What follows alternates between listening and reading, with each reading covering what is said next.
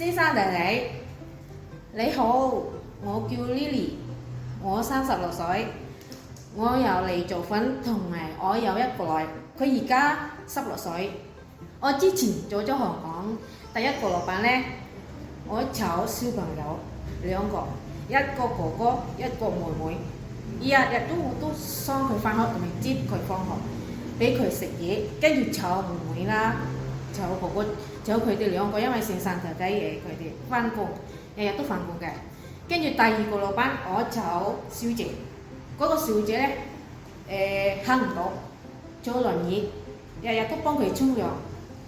跟住煮飯俾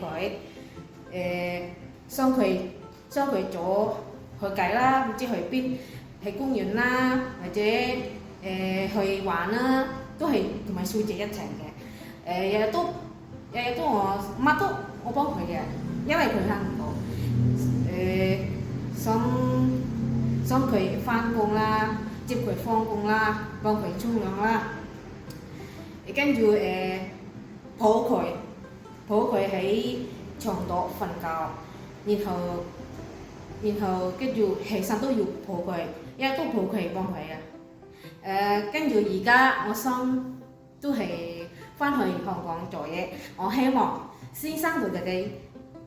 請我做嘢，唔該，拜拜。